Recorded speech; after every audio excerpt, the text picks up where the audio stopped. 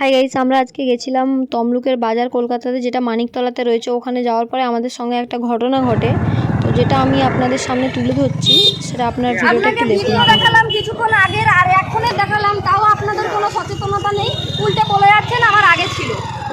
আপনার নিজের মনে নেই আপনি করেছেন কিনা।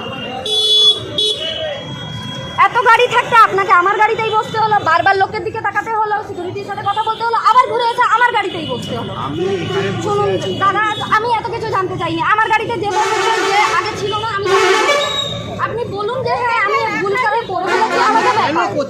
আমার তো আগে ছিল না দাদা, আমার তো আগে ছিল না, আমার এখন হয়েছে। আপনারা বলেছেন এখানে গাড়ি রাখো, আমি আছি। আপনি নিজে আমাকে বলেছেন, আপনি নিজে গাড়িটা পার্ক করেছেন। এখন গাড়ির যদি কিছু হয় আমি কাকে ধরবো বলুন? তো আপনি এখানে রাখলেন কেন? আমি তো তর্ক কি করে করবেন? তর্ক করার কোনো জায়গায় তো আপনি পাচ্ছেন না। আমার গাড়িকে ক্ষতি করে দিয়ে আবার আপনি বলছেন আপনার সঙ্গে তর্ক করবো না। তর্কে তো আপনি নিজেই হেরে যাচ্ছেন। তর্কের মতো কোনো জায়গাই নেই আপনার কাছে। আমি ঘটনাটা আপনাদেরকে বলি।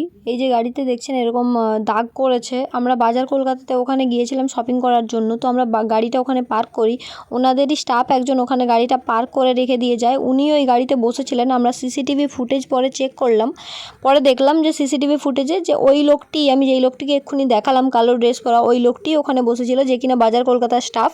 তো উনি ওখানে বসে বসে এইরকম গাড়িটাতে খুপড়িয়েছেন। তো উনি ওটা স্বীকার করছেন না যে উনি এটা করেছেন। সবথেকে বড় ব্যাপার এখানে উনি স্বীকার করছেন না জিনিসটা। আর যখন আমি ওনাদেরকে বললাম যে আপনারা এটা কেন করেছেন আর এটা সলিউশন কি আছে এখন সেটা বলুন, তো ওনারা মানে বলেই যাচ্ছেন যে আপনাদের যা ইচ্ছা তাই করুন, আমরা কোনো কিছু দেখতে পারবো না, আমরা কোনো কিছু করব না, সমানে এই কথাটা বলে যাচ্ছেন এবং আমাদের সাথে তর্ক করে যাচ্ছিলেন। তো অ্যাকচুয়ালি আমাদের সাথে এই ঘটনাটি ঘটেছিল, যেটা আমি আপনাদের সামনে তুলে ধরলাম, আর এটার জন্য আমার বন্ধু খুব রেগে গেছিল। এই ভিডিওটা কিছুক্ষণ আগেরই ভিডিও, যেটা আমি শর্টস বানানোর জন্য নিয়েছিলাম। এখানে কিন্তু কোনো দাগ নেই, আমি জায়গাটা মার্ক করে দেখিয়েছি। আর ওনারা তর্ক করে যাচ্ছিল যে দাগটা নাকি আগের থেকেই ছিল, আর আমাদের সেম ড্রেস দেখতেও পাচ্ছেন। বল বল বল। আমি তো ওখানে পার্ক করতে চাইনি, ওই লোকটা জোর করে আমাকে বললো যে এই জায়গাটাতে পার্ক করো। তারপরেও ওই জায়গাটাতে পার্ক করলো। তারপরে আমি চাবিটা লাগিয়ে দিয়ে যখন গেলাম, সিসিটিভি ফুটেজে দেখলাম ওরা ওখানেই বসেছিল, আমার গাড়িতেই বসেছিল। তাহলে ইচ্ছে করে আমার গাড়িতে ওইগুলো কেন করলো? সিসিটিভি ফুটেজে চেক করলাম, ওই লোকটাই কিন্তু কন্টিনিউ ওখানে বসেছিল। আর যদি কোনো সাধারণ পাবলিক যে আমার গাড়িতে বসতো, আমি কাউকে কিছু বলতাম না, কারণ কে কী করেছে আমি জানতাম না।